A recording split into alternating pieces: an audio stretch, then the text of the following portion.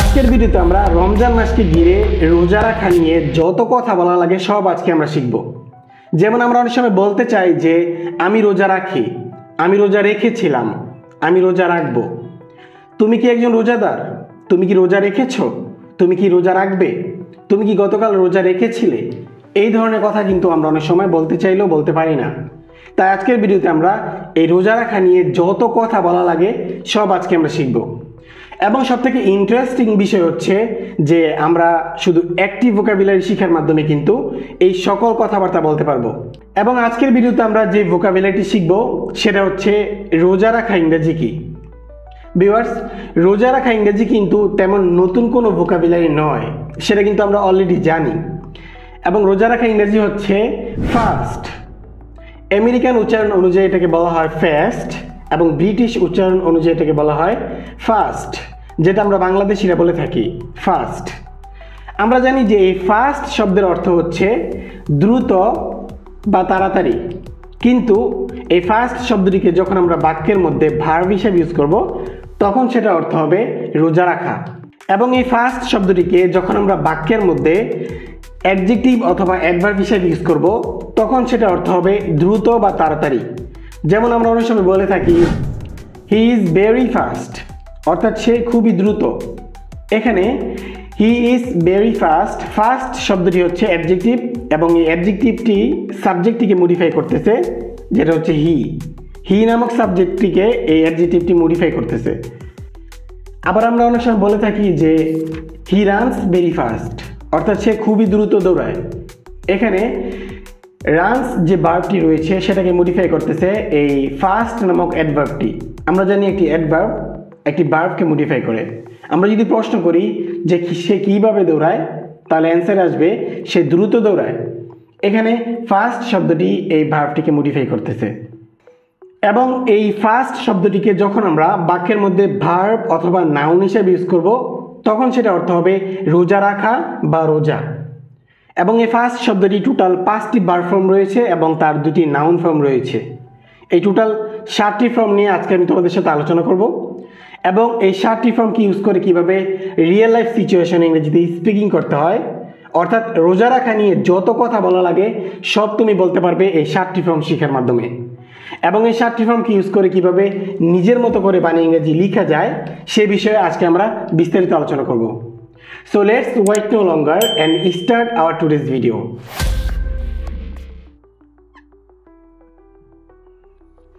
Viewers, এই first শব্দটি হচ্ছে বেস ফর্ম, যেটা হচ্ছে তার ভার্ব ফর্ম। আমাদের মধ্যে অনেকে আমরা এটাকে B1 বলে জেনে থাকি এবং এই B1 ফর্মটিকে আমরা তখন ইউজ করব যখন আমরা এই ধরনের কথা বলবো যে আমি রোজা রাখি, তুমি রোজা রাখো, সে রোজা রাখে, তারা রোজা রাখে। এই ধরনের বর্ণনা দেওয়ার জন্য আমরা এই B1 ফর্মটিকে ইউজ করব। এবং এই B1 ফর্মটিকে আমরা প্রেজেন্ট সিম্পল এবং ইনফিনিটিভ সেন্টেন্স তৈরি করার জন্য ইউজ করব। যেমন আমরা যদি প্রেজেন্ট সিম্পলের একটি এক্সাম্পল দেখি, আই ফাস্ট ডিউরিং রমাদান, অর্থাৎ আমি রমজানে রোজা রাখি। এখানে ফার্স্ট B1 ফর্মটিকে ইউজ করা হয়েছে বর্ণনা দেওয়ার জন্য যে আমি রমজানে রোজা রাখি। আমরা যদি বলি হি ফাস্ট ডিউরিং রমাদান, অর্থাৎ সে রমজানে রোজা রাখে। দে ফাস্ট ডিউরিং রমাদান, তারা রমজানে রোজা রাখে। উই ফাস্ট ডিউরিং রমাদান, আমরা রমজানে রোজা রাখি। এবং আমরা যদি এই বাক্যটিকে নেগেটিভ করতে চাই তাহলে আমাদেরকে যেটা করতে হবে, আমরা ঠিক সাবজেক্টের পরে এখানে ডু নট ইউজ করব। যেমন I do not fast during Ramadan, অর্থাৎ আমি রমজানে রোজা রাখি না। তারপর আমরা যদি প্রথম বাক্যটিকে প্রশ্ন করতে চাই তাহলে আমাদেরকে যেটা করতে হবে, আমরা পুরো বাক্যটির আগে এখানে ডু নিয়ে আসবো। Do I fast during Ramadan, অর্থাৎ আমি কি রমজানে রোজা রাখি। ডু ইউ ফাস্ট ডিউরিং রমাদান, তুমি কি রমজানে রোজা রাখো। ডু দে ফাস্ট ডিউরিং রমাদান, তারা কি রমজানে রোজা রাখে। ডু উই ফাস্ট ডিউরিং রমাদান, আমরা কি রমজানে রোজা রাখি। এভাবে তোমাকে প্র্যাকটিস করতে হবে। তারপর নেক্সট যে ফর্মটি আমরা শিখব সেটা হচ্ছে এই ফাস্ট শব্দটির পাস্ট ফর্ম এবং সেটা হচ্ছে ফাস্টেড।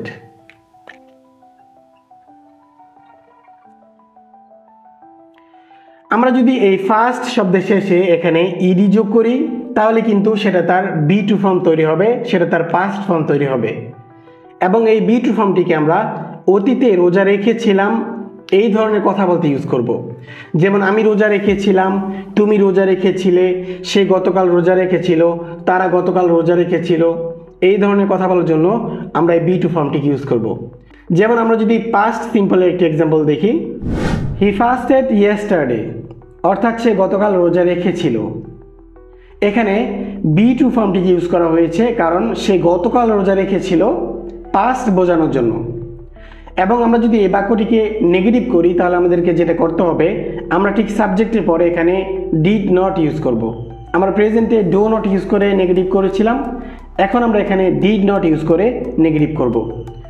He did not fast yesterday, অর্থাৎ সে গতকাল রোজা রাখেনি। ডিড হি ফাস্ট ইয়েস্টারডে, সে কি গতকাল রোজা রেখেছিল? এখানে আমরা ডিড দিয়ে প্রশ্ন করব। Did he not fast yesterday, অর্থাৎ সে কি গতকাল রোজা রাখেনি। তারপর আমরা যদি ইউ দিয়ে প্র্যাকটিস করি, ইউ ফাস্টেড ইয়েস্টারডে, অর্থাৎ তুমি গতকাল রোজা রেখেছিলে। You did not fast yesterday, অর্থাৎ তুমি গতকাল রোজা রাখোনি। ডিড ইউ ফাস্ট ইয়েস্টারডে, তুমি কি গতকাল রোজা রেখেছিলে। Did you not fast yesterday, অর্থাৎ তুমি কি গতকাল রোজা রাখোনি। এভাবে প্রত্যেকটি সাবজেক্ট দিয়ে আমরা প্র্যাকটিস করব 4টি করে। তারপর 3 নম্বর যে ফর্মটি আমরা শিখব সেটা হচ্ছে এই ফাস্ট শব্দটির পাস্ট পার্টিসিপল ফর্ম, এবং সেটা হচ্ছে ফাস্টেড।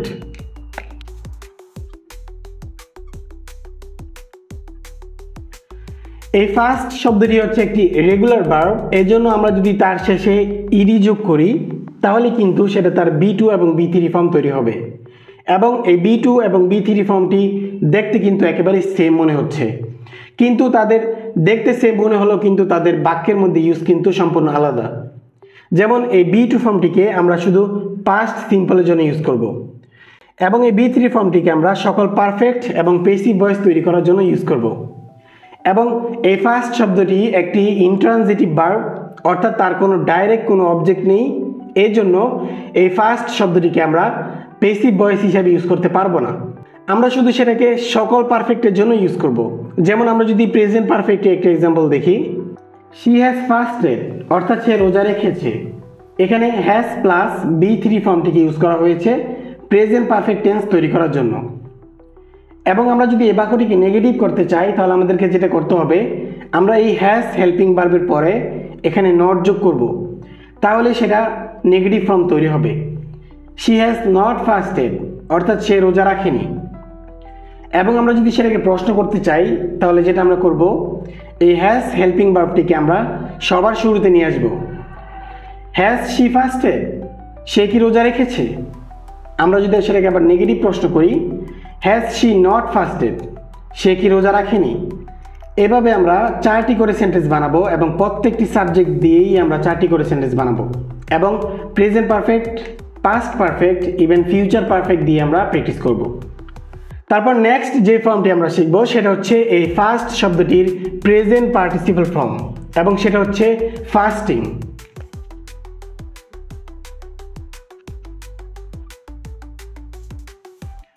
আমরা যদি এই ফাস্ট শব্দের শেষে এখানে ING যোগ করি তাহলে কিন্তু সেটা তার প্রেজেন্ট পার্টিসিপল ফর্ম তৈরি হবে।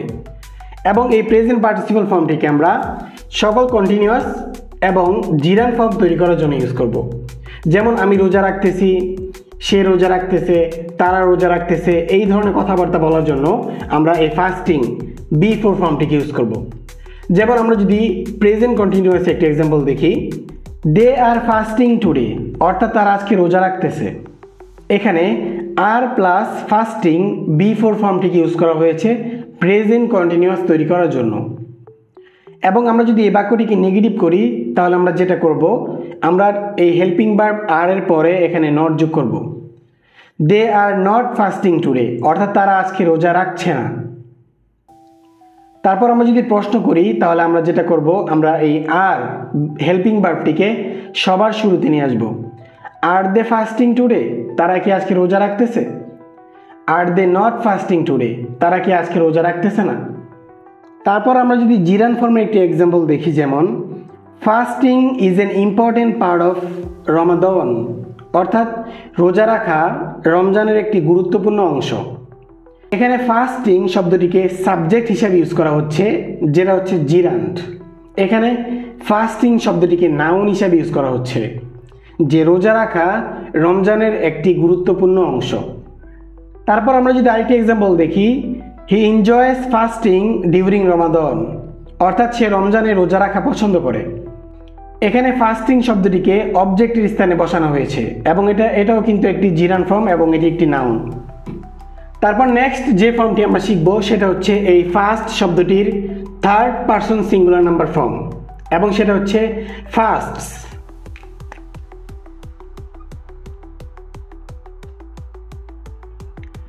ভিউয়ার্স, আমরা যদি এই ফাস্ট শব্দের শেষে এখানে এস যোগ করি তাহলে কিন্তু সেটা তার third person singular number form তৈরি হবে।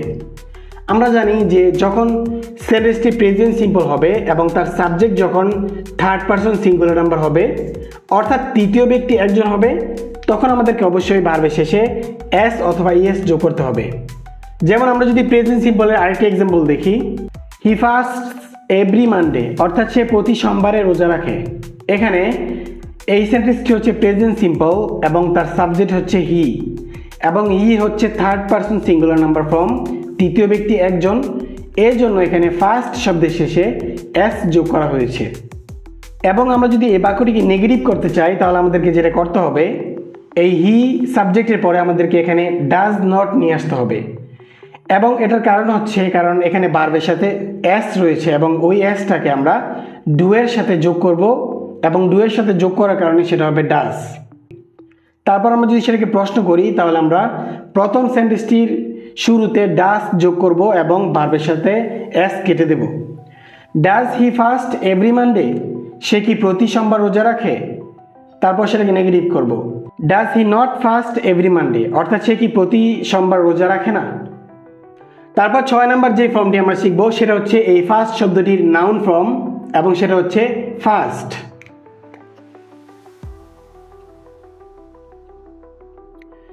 ভিউয়ার্স, এখানে ফাস্ট শব্দটিকে দেখতে কিন্তু এই B1 এর মতো একেবারেই সেম মনে হচ্ছে, কিন্তু যখন আমরা এটাকে বাক্যের মধ্যে নাউন হিসেবে ইউজ করব তখন সেটার অর্থ হবে রোজা। এবং এই ফার্স্ট নাউন ফর্মটিকে আমরা বাক্যের মধ্যে সাবজেক্ট অথবা অবজেক্টের স্থানে বসাবো।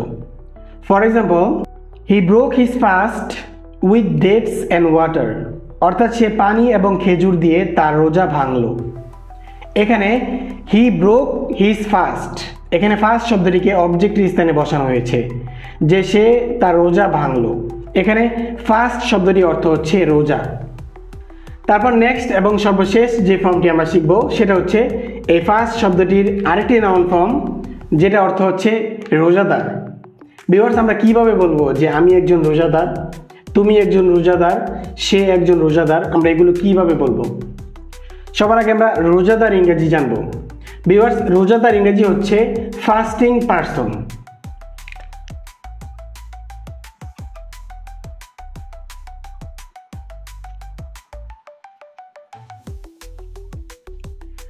ভিউয়ার্স, আমরা কিভাবে বলবো যে আমি একজন রোজাদার, তুমি একজন রোজাদার, সে একজন রোজাদার, এগুলো আমরা কিভাবে বলবো? তো এগুলো বলার জন্য আমাদেরকে অবশ্যই বি ভার্ব শিখতে হবে। বি ভার্ব মানে হচ্ছে নিজের পরিচয় দেওয়া। বি ভার্বকে সাধারণত প্রেজেন্টের জন্য এম ইজ আর, পাস্টের জন্য ওয়াজ ওয়্যার এবং ফিউচারের জন্য উইল বি হিসাবে ইউজ করা হয়। এবং তুমি যদি বি ভার্ব সম্পর্কে বিস্তারিত জানতে চাও তাহলে কমেন্টে লিখে জানাও, তাহলে আমি তোমাদের জন্য অবশ্যই এই বিষয়ে একটি ভিডিও বানাবো। এবং আমরা এই ফাস্টিং পারসনকে ইউজ করে বি ভার্ব দিয়ে যেভাবে ইউজ করব, I am a fasting person, অর্থাৎ আমি একজন রোজাদার। You are a fasting person, তুমি একজন রোজাদার। দে আর ফাস্টিং পারসনস, তারা সবাই রোজাদার। He is a fasting person, সে একজন রোজাদার। She is a fasting person, সে একজন রোজাদার।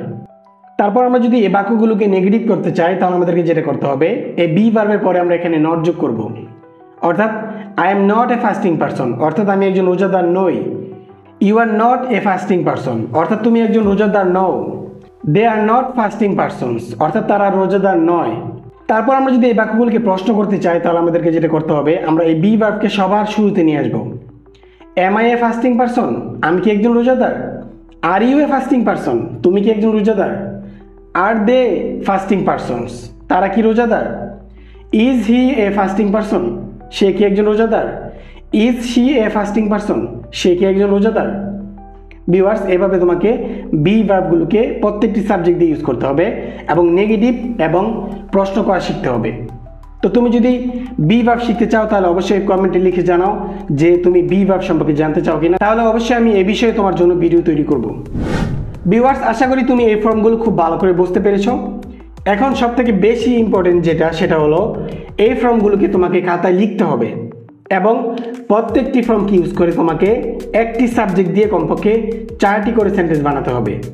অর্থাৎ একটি সেন্টেন্সকে নেগেটিভ করতে হবে, প্রশ্ন করতে হবে, আবার নেগেটিভ প্রশ্ন করতে হবে, এভাবে 4টি করে সেন্টেন্স বানাতে হবে এবং এই ফর্মগুলোকে ইউজ করে স্পিকিং করার ট্রাই করতে হবে। এবং তুমি যদি এই সিস্টেম অনুযায়ী ভোকাবুলারি শিখতে চাও তাহলে চ্যানেলটিকে অবশ্যই সাবস্ক্রাইব করে রাখো এবং ভিডিওটি ভালো লাগলে অবশ্যই লাইক করে দেবে। Viewers, that's all I have for today's video. I hope you find this video helpful and useful. If you wanna show your appreciation, please subscribe to my channel. And of course, I am Sagar Mahmood. I am signing off and I will be talking to you in the upcoming video.